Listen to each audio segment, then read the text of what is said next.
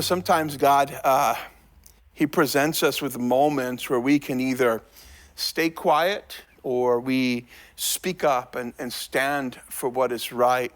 And those moments that God allows us to enter into, they really define who we are, and they show whether or not we truly live for ourselves or we live for God. Esther at this point is faced with one of these moments.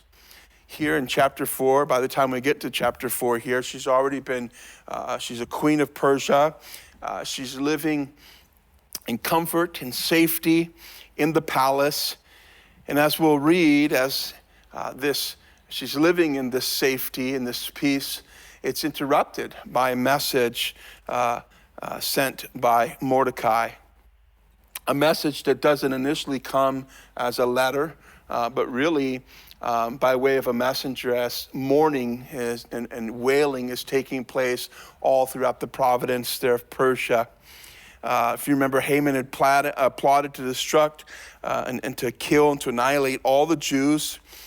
And Mordecai, we'll see, finally gets this word in chapter 4 of what's happening. And it really moves things forward. And as I mentioned, puts Esther in a place where she's going to have to make a decision. Our passage this morning is really about courage. It's about God's providence, as we've been talking about, and about realizing that our lives, just like Esther's life, is not an accident. It's not an accident that God places us where he has for a reason. And he's placed us each right where we are, really not for our comfort, although he will comfort us in it, but really for his purpose, So let's read verses 1 through 3. It says, when Mordecai learned all that had happened, he tore his clothes and he put on sackcloth and ashes and went out into the midst of the city. And he cried out with a loud and bitter cry. And he went as far as the front of the king's gate, for no one might enter the king's gate clothed with sackcloth. In every province where the king's command and decree arrived, there was great mourning among the Jews with fasting, weeping, and wailing, and many lay in sackcloth and ashes. And so Mordecai just finds out Haman's decree to destroy all the Jews, and his reaction is public and dramatic, right? He's tearing his clothes, he's putting on sackcloth, he is sitting in ashes, he's crying out loudly. In the Jewish culture, this was the tearing of the clothes in this fashion and wearing the sackcloth. It really showed deep grief. This is the way they expressed their deep grief, their humility, and actually desperation. They are crying out to the Lord, so they're ripping their clothes, they're putting on the sackcloth, their ashes on their head, and they're crying. And this is more than Mordecai just being sad. He's devastated. He's devastated by this decree, and because he knew that this decree meant certain death for all the Jewish people. And not only was Mordecai devastated by this decree, all the Jewish people were devastated by this decree. The end of verse 3, it tells us that they fasted and cried out to God. Modern scholars estimate that there was roughly between 500,000 to maybe 1 million Jews in the Persian Empire at this time. So think about this. It says that all of them went out and they're all crying out loud. This would have been something that would have been dramatic. It would have been known throughout all the province, all the people, along with Mordecai, publicly mourning, and it gets the attention of Esther.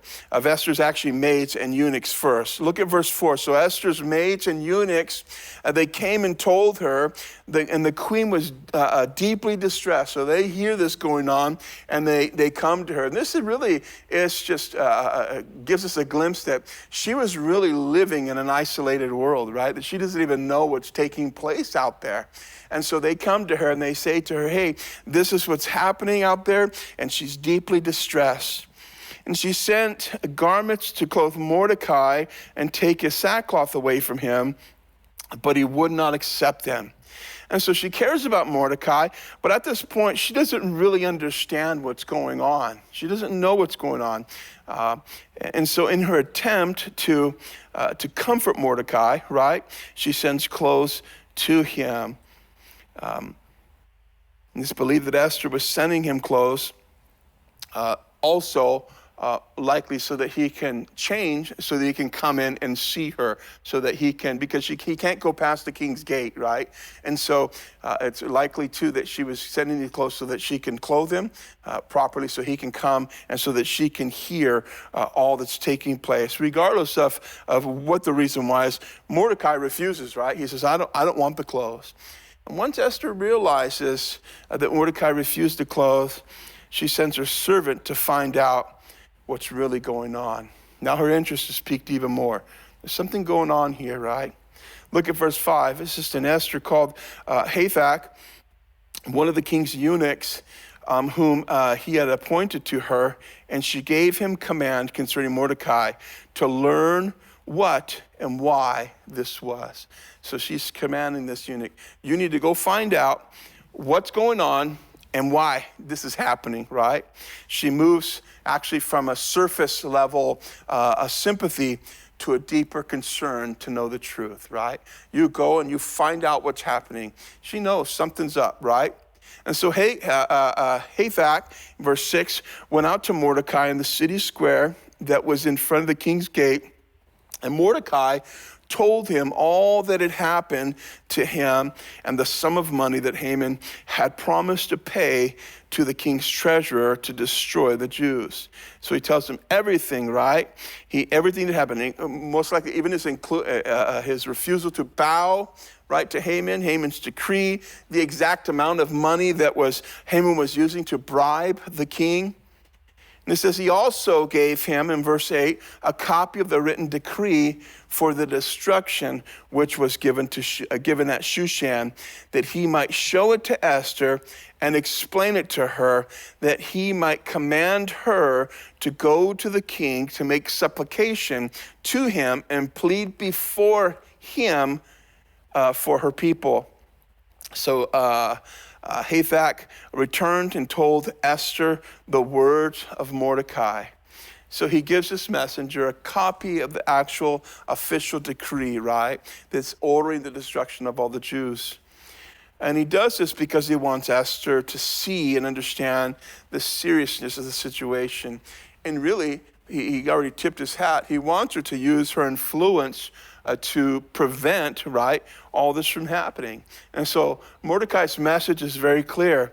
You need to go to the king, right? You need to go to the king and you need to plead for our people. He doesn't ask her, it's interesting, he doesn't ask her to pray about it, right? He doesn't say that, hey, why don't you pray about doing this? He doesn't say that, right? It says he commands her, you need to take action. You need to take action. And this verse, when we get at verse 9, it really marks a turning point. Because up until now, Esther had been reacting to just unknown grief, right? She's sending clothes, she's asking questions, but now that she knows the whole truth, she's brought to a crossroad. She's now placed at a crossroad. Esther has to make a decision to either avoid getting involved or to take action for Mordecai and for her people. Esther initially responds, right? Look at verse 10 through 12. It says, and Esther spoke to Hathach and gave him a command for Mordecai. It says, all the king's servants and the people of the king's providence know that any man or woman who goes into the inner court of the king who has not been called has but one law, put all to death, except the one to whom the king holds out the golden scepter, that he may live. Yet I myself have not been called to go to the king these 30 days. And so they told Mordecai Esther's word. And so what does she do? She begins to explain, wait a sec, it's not that easy, right? I can't just run in there. There's a law, that Persian law, that was put in place to protect the king's authority and life, right? The Persian Empire, the king was considered divine. That's what they considered him, divine. And so the throne symbolized absolute power, and no one, no matter who they were or what their position was, could appear before him without being summoned. It's believed that this law existed for two reasons. Two reasons. The first was for security reasons, right? Prevent any assassination attempt by preventing people to get close. We have the same with our president, right? No one can just run in and see the president. So there's that first rule, which was, or the first reason was for the protection. But it's believed that the main reason was for the king's image. The king's presence was seen as sacred, inaccessible by ordinary people. And at the time in the Persian culture, the king was seen, as I mentioned, as this divine in nature, chosen by the gods to rule and to have an absolute authority that was given to them by their gods. This means that even Esther, though she was the queen, she did not have free access to her husband.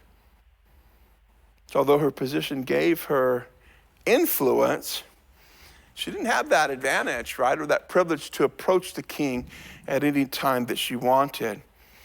The only exception to the law was if the king, what? If he showed mercy by extending the golden scepter toward the person who entered uninvited. So if you walked before him and began that process, you either had two options. You were either going to go to your grave, or he was going to extend that scepter and allow you to come in.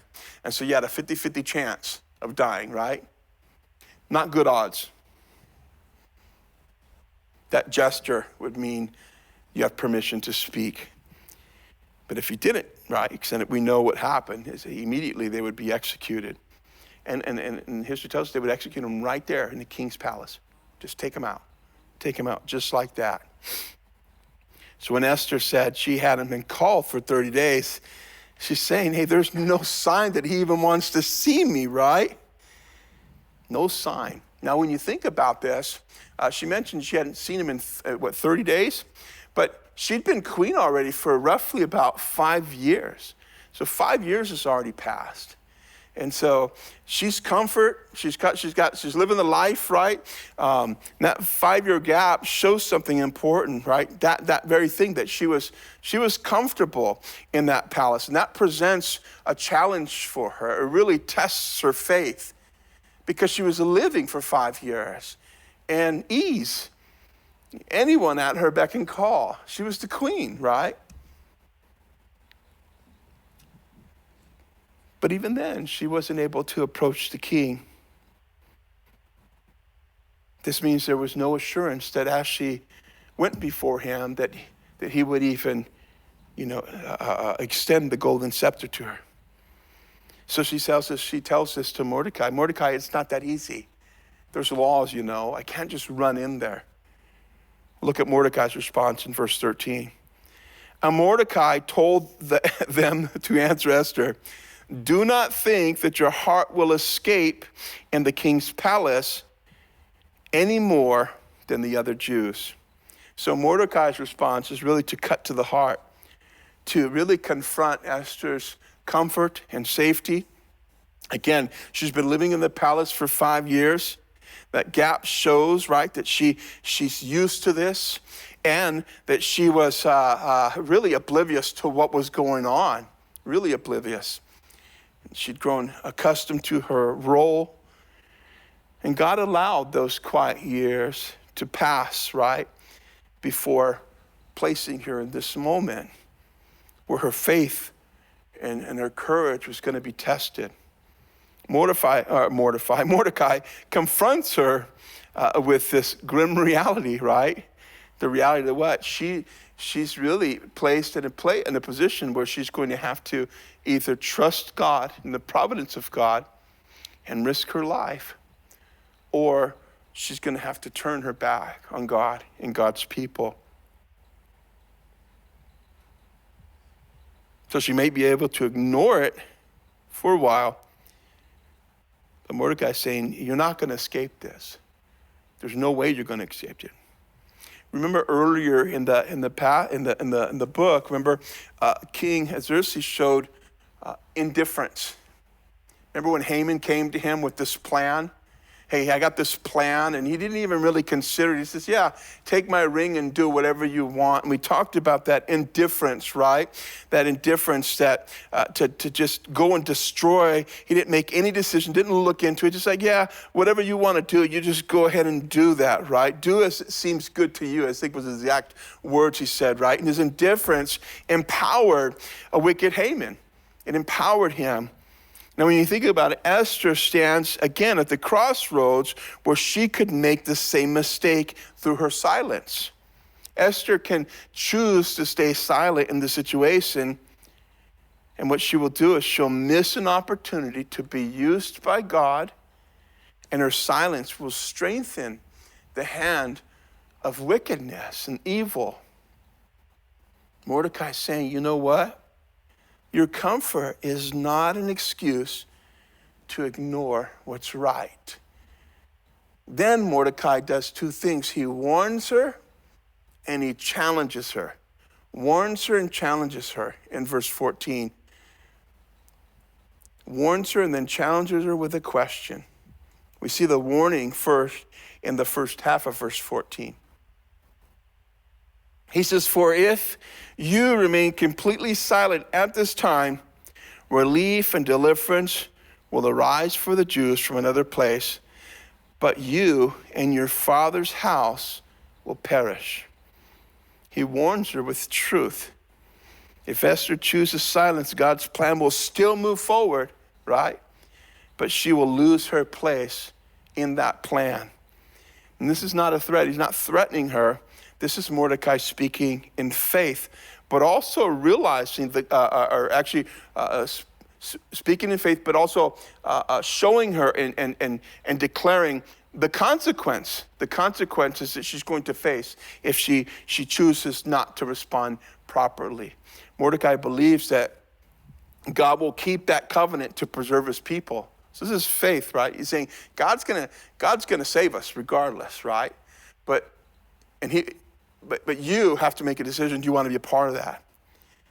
And he knows that Esther's refusal to act will bring loss to her and her family. I think it's important to note that this is a biblical principle in this warning that Mordecai's given. And that principle is that God's purposes do not depend upon us, but our obedience determines our part in him. And that's special if you think about it. It's really a blessing. It's a principle that's a blessing. That God's will be accomplished, right? God's will. And our obedience determines whether or not we get to participate in God's will. But his will is going to be accomplished regardless. Because he doesn't need us. He doesn't need us. He chooses to use us. That's what he does, right? And so what a blessing. So whether or not I submit to God or not, his will's going to come to be. But God gives us the opportunity through obedience, through faith, through trusting in him to be a part of his plan. And when God calls and we remain silent, we miss the blessing of being used by him. Mordecai warns her. The silence, if you go in silence, it's not going to protect you. And then he challenges Esther with a question in the second half of verse 14.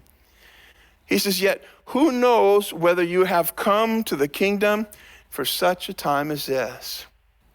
So Mordecai asked Esther that question that shows, again, his faith in God's providence. Who knows, right? Who knows? He's not expressing doubt. It's interesting. It's almost like he's expressing wonder. Like, who knows, man? Like, check this out. Like, you get to be a part of this. Who knows, right? Who knows?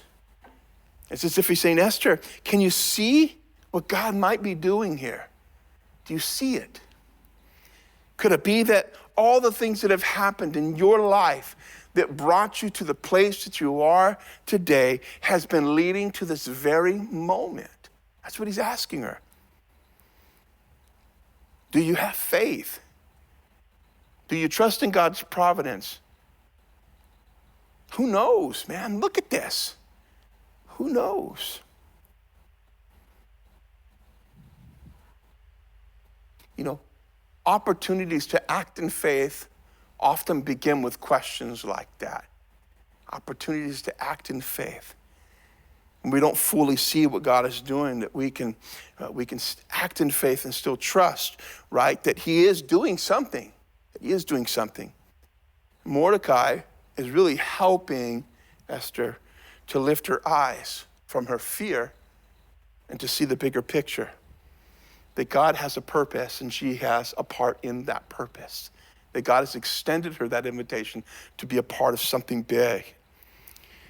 She's been chosen as a queen 5 years earlier through a worldly contest in a pagan court and married to a self-centered king.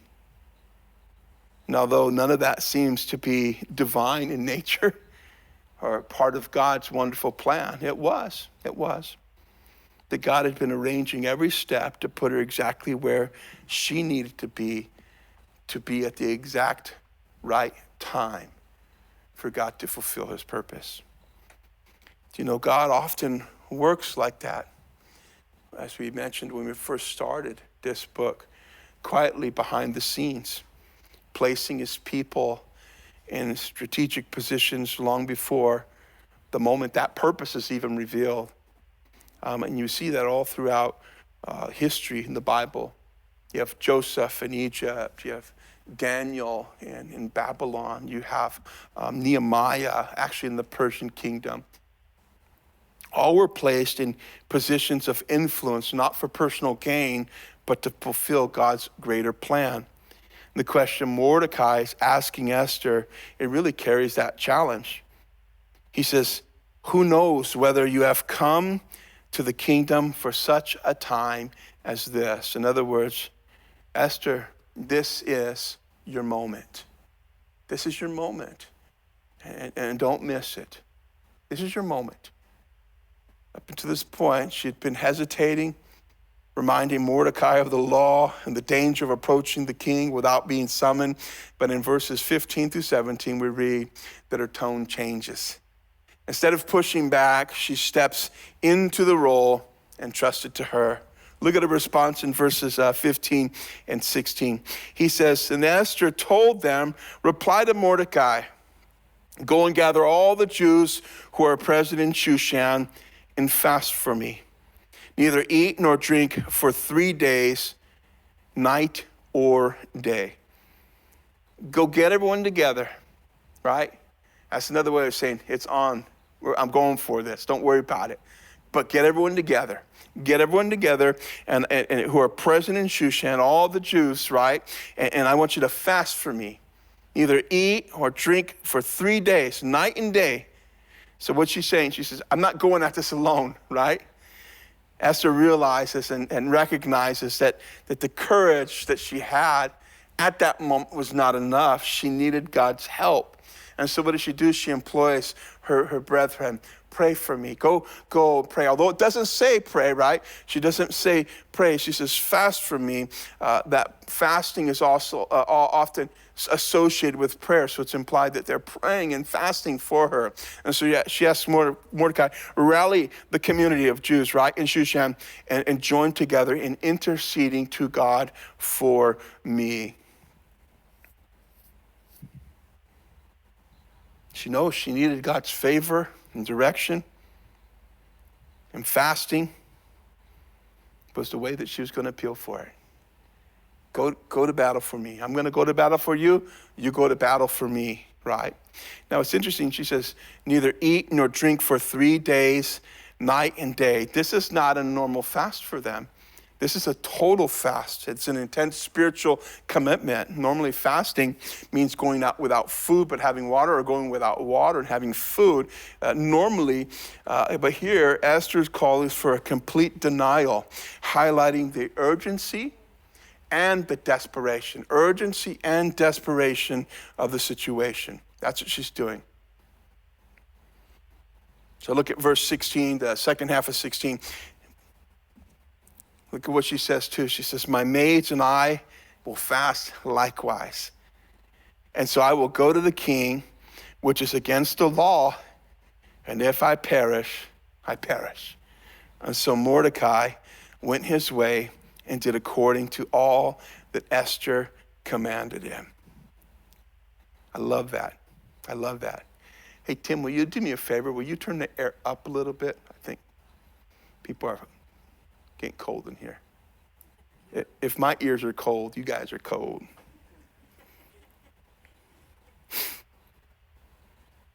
My maids and I will fast likewise. And so I will go to the king, which is against the law, right? But if I perish, I perish. So Mordecai went his way and did according to all that Esther commanded him. So she's not just asking others to fast. She's saying, we're going to fast too. I think it's cool too that her maids are fasting with her, who were likely Persian, right? And so this indicates, right, that Esther had an influence on them, that they too were willing to fast, and that they didn't agree with this decree as well, right? My maids and I will fast likewise. This is Esther's defining moment of surrender and courage. At this moment, she's fully entrusted herself to God's providence. She's saying, I'm going to do what's right before God, and I'm going to trust him. I'm going to trust him with the outcome. Now, I already mentioned, right, God often works quietly behind the scenes, placing those people in those positions, right? In that moment of time for that purpose. Joseph, Daniel, Nehemiah, and Esther, in our story too, all placed in those positions. And the same is true for you and me. When you realize God's plan and that he's involved us in this plan of redemption, as I mentioned at the beginning. Like when we get saved, do you realize when we get saved, not only are we placed in good position with God, right? Right? Because that's what happens. We were dead in our trespasses and sin. We were condemned by our sin. But Christ, who went to the cross for us, he died on the cross, and he paid that punishment that we deserve, which was the penalty, which was death, right? And he placed us in right standing with God, that we're no longer condemned people because of the blood of Christ, but we're free people, free from the penalty of sin and free to worship him and to live for him. And not only has he redeemed us in that fashion, right, but he's given us, right? He's given us eternity. He's given us the Holy Spirit that dwells within us.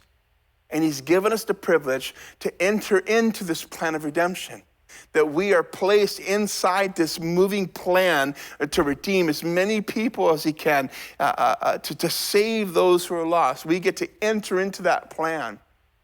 And in that plan that we are privileged and blessed to enter into, God has a specific calling for each one of you and me. That there's a purpose that he leaves us behind, that he wants to use you and use me to advance his kingdom. I just think it's amazing, right? That we get to join in with the likes of Joseph and Daniel, Nehemiah and Esther, with Paul and Peter and Matthew, with the saints that have gone before us. We get to enter into that same plan of redemption and be used for God for his glory. That we're not here by accident. That God has placed you in your family, in your job, in your city, and even in this church for a reason. And in every season, in every experience, even the painful and confusing ones, God has a purpose for it all. That we're being prepared, you and I, for a moment when God will use us like we've never expected. Use us. God has a purpose for it all. Now, you may not have a royal title or a crown, but we have something greater. A calling to represent not an earthly king, but the King of Kings, right? That's what I think about when I read this story. Our king, who's different from this worldly king that we're reading about. Our king who doesn't threaten death for those who approach him uninvited. He doesn't do that.